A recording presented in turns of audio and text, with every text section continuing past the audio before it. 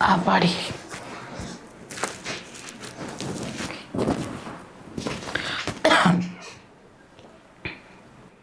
Hello ஜேஃபமிஸ், எல்லோரும் எப்படி இருக்கீங்க? எல்லோரும் சூப்பராக இருப்பீங்க. நம்புறேன் எல்லோரும் நல்லா இருப்போம். இந்த வீடியோவில் நம்ம எதை பற்றி பார்க்க போகிறோம் பார்த்தீங்கன்னா, நானும் ஐஸ்வர்யாவும் சேர்ந்து 7 வருஷம் வந்து கம்ப்ளீட் பண்ணியிருக்கோம் மேரேஜ் லைஃப்பில். நாங்கள் 6 இயர்ஸ் கம்ப்ளீட் பண்ணியிருக்கோம். 7th இயர்க்குள்ளே நாங்கள் என்டராக போகிறோம். இந்த 6 இயர்ஸ் எங்களோட லைஃப்பில் என்னென்ன நடந்துச்சு, அதாவது பாசிட்டிவாக எப்படி இந்த லைஃப்பை நாங்கள் வந்து சக்ஸஸ்ஃபுல்லாக இவ்வளோ தூரம் கடந்து வந்திருக்கோம், இனிமேல் எப்படி சக்ஸஸ்ஃபுல்லாக வந்து கடந்து போக போகிறோம் அப்படின்றத உங்களோட சேர்ந்து நான் வந்து டிஸ்கஸ் பண்ண போகிறேன். ஸோ ஐசுவும் நானும் இதை பற்றி தான் இன்றைக்கி வந்து பேச போகிறோம். உங்கள்கிட்ட நாங்கள் சொல்ல போகிறோம் ஆக்சுவலாக எப்படி எங்களுக்கு மேரேஜ் நடந்துச்சு அப்படின்றத, எப்படி இந்த லைஃப் போயிட்டுருக்குன்றதையும் உங்களுக்கு வந்து நான் சொல்ல போகிறேங்க. அதான் இந்த வீடியோ. ஸோ ஃபஸ்ட்டு எங்களுக்கு நடந்தது வந்து அரேஞ்ச் மேரேஜு.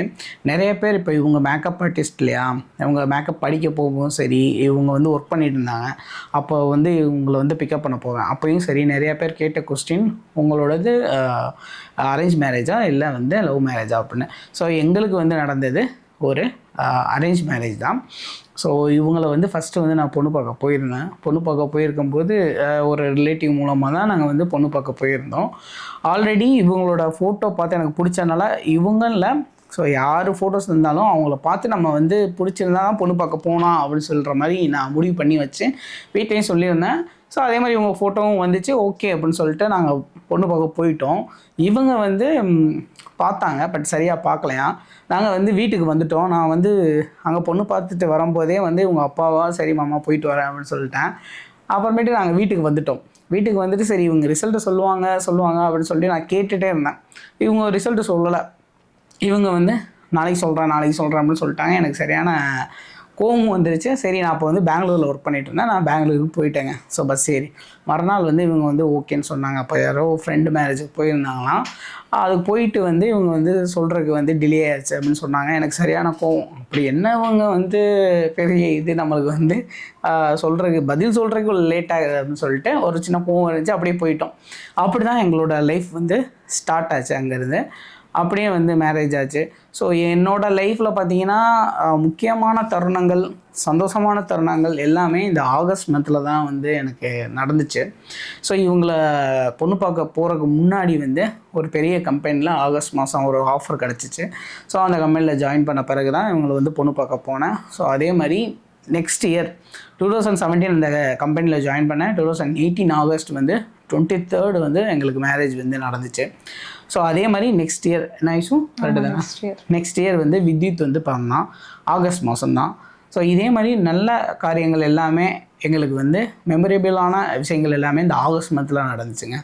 ஸோ அப்புறமேட்டு எங்களோட லைஃப்பில் சந்தோஷமான தருணம் அப்படின்னு சொன்னால், மறக்கவே முடியாத தருணம் அப்படி சொன்னீங்கன்னா வித்யுத் பிறந்தது தான். ஸோ வித்யுத்தை ஃபஸ்ட்டு வந்து இந்த ஹாஸ்பிட்டல் வந்து அந்த நர்சஸ் வந்து கொண்டு வந்து கொடுத்தாங்க கையில். ஆக்சுவலாக நான் வந்து குழந்தைங்கள வந்து தூக்க மாட்டேன், எனக்கு ஒரு பயம் இருக்கும். அவங்க வந்து கழுத்து வந்து சரியாக வந்து என்ன சொல்கிறது ஸ்ட்ராங்காக இருக்காது, அதனால் டப்புன்னு விழுந்துச்சுன்னா கழுத்து வலி வந்துடும் அவங்களுக்குன்னு சொல்லிட்டு குழந்தை நான் வந்து தூக்கலை.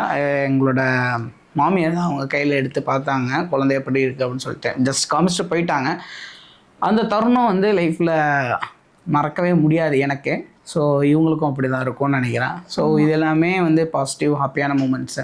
ஸோ எல்லாரும் லைஃப்லையும் இருக்கிற மாதிரி எங்களுக்கும் ஒரு மிடில் கிளாஸாக லைஃப்பில் ஜெயிக்கணும், சாதிக்கணும், ஒரு வீடு வாங்கணும், நல்ல ஒரு கார் வாங்கணும் அப்படின்னு சொல்லிட்டு எல்லா ட்ரீம்ஸ் இருக்குது.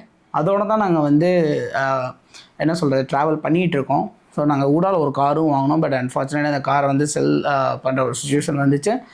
அதே மாதிரி சோல்டும் பண்ணிட்டோம்.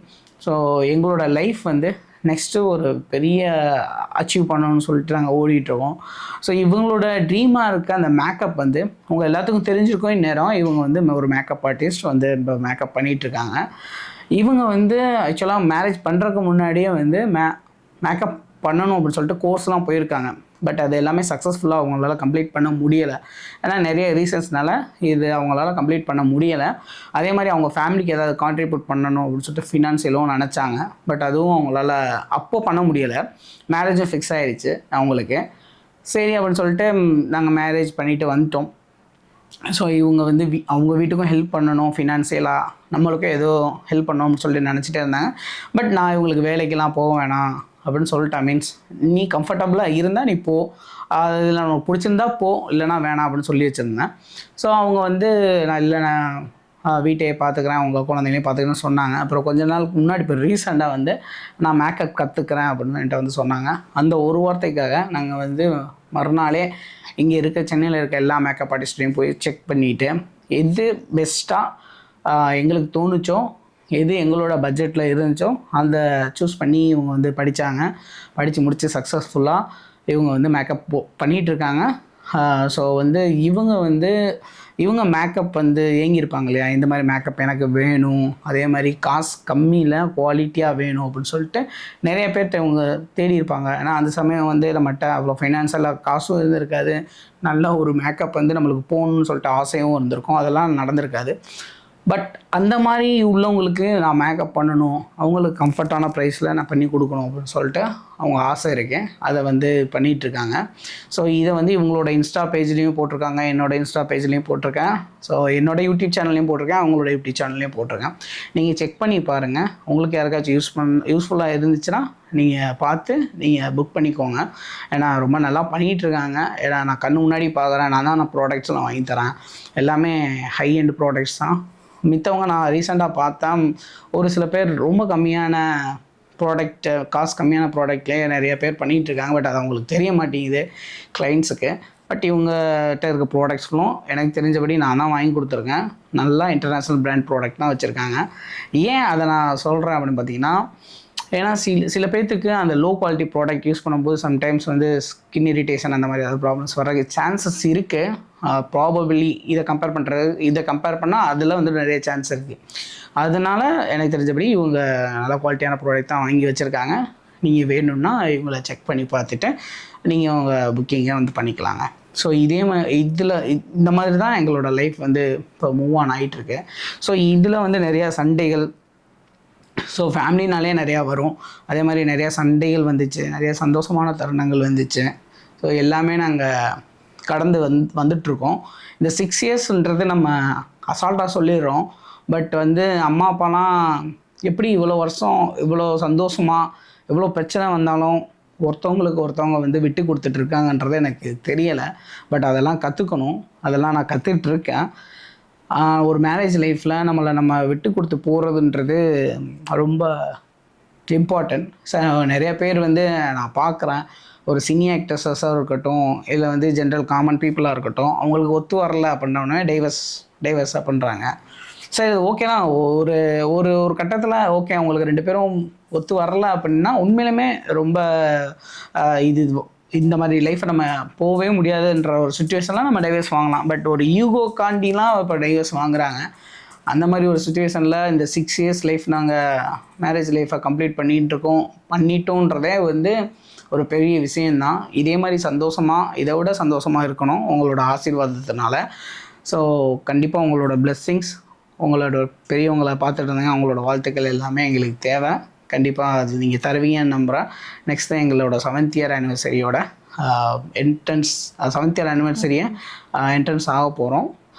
அதை வந்து பெரிய லெவலில் இப்போ கொண்டாடலைனாலும் ஒரு கோயிலுக்கு போயிட்டு பெரியவங்கள்ட்ட ஆசீர்வாதம் வாங்கிட்டு எங்களோட லைஃப் ஜேர்னியை நாங்கள் ஸ்டார்ட் பண்ண போகிறோம். ஜஸ்ட் இதோட எங்களோட லைஃப் ஜேர்னியை வந்து எப்படி எங்களுக்கு ஸ்டார்ட் ஆச்சு, என்ன வழியாக போயிட்டுருக்குன்றதை உங்களோட ஷேர் பண்ணிக்கணும் அப்படின்னு சொல்லிட்டு ஆசைப்பட்டேன். அதனால தான் இந்த வீடியோ. நிறைய பிரச்சனைகளும் வந்துச்சு, நிறைய டிப்ரெஷனும் நடந்துச்சு எங்கள் லைஃப்பில். இதெல்லாம் நடக்குமா, இந்த மாதிரியில் கூட வாழ்க்கையில் இருக்குமா அப்படின்ற ஒரு சில சூழ்நிலைகளும் வந்துச்சு லைஃப்பில். அதெல்லாம் கடந்து இப்போ லைஃப் வந்து போயிட்டுருக்கு பீஸ்ஃபுல்லாக. இதே மாதிரியே கண்டினியூ ஆகணும்னு சொல்லிட்டு ஆண்டவன்ட்ட வேண்டிக்கிறேன். உங்களுக்கும் இந்த மாதிரி ஆனிவர்சரி வந்து நீங்கள் கொண்டாடிட்டு இருந்தீங்கன்னா உங்களுக்கும் ஒரு வாழ்த்துக்கள் எங்களோட சார்பாக. வேறு என்ன இஷ்யூ, அதாவது நீ சொல்லணுமா? அவ்வளோதான். எல்லாரும் சந்தோஷமாக இருங்க. அதே மாதிரி ஒருத்தவங்களுக்கு வந்து அண்டர்ஸ்டாண்ட் பண்ணிக்கோங்க. ஹஸ்பண்ட் ஒய்ஃப் வந்து அண்டர்ஸ்டாண்ட் பண்ணி இருங்க, நல்லா ஹாப்பியாக இருங்க. அவ்வளோதாங்க. ஸோ நம்ம நெக்ஸ்ட் ஒரு சூப்பரான வீடியோவில் மீட் பண்ணலாம். எங்களோட ரீசெண்டாக வந்து ஒரு 1 or 2 months பிஃபோர் வந்து எங்களோட மேரேஜ் வீடியோஸ் வந்து நான் ஷார்ட்ஸில் அப்லோட் பண்ணியிருக்கேன். ஃபோட்டோஸும் பண்ணியிருக்கேன். என்னோடய ரொம்ப லாங் வீடியோஸ்லாம் இல்லை, அது எங்கே இருக்குன்னு தெரியலை, பட் அதை தேடணும். இது நான் தேடிட்டு பார்த்துட்டு இருக்கும்போது இது கிடச்சிச்சு. சரி, எனக்கு பார்க்க வந்து அந்த மூமெண்ட்ஸ் எல்லாமே ரெஃப்ரெஷ்மெண்ட்டாக இருந்துச்சு. எங்களோட லைஃப் எப்படி நாங்கள் மீட் பண்ணோம், எப்படி போகணுன்றத அதை சரி உங்களுக்கும் காமிக்கலான்றது தான் அந்த ஷார்ட்ஸ்லேயும் வீடியோலையும் அப்லோட் பண்ணியிருப்பேன். பாருங்கள் பார்க்காதவங்க. ஸோ உங்களோட வாழ்த்துக்களை எங்கே தெரிவிங்க. By JFM views. நம்ம இன்னொரு சூப்பரான வீடியோவில் மீட் பண்ணலாம். பாய் பாய் பாய்.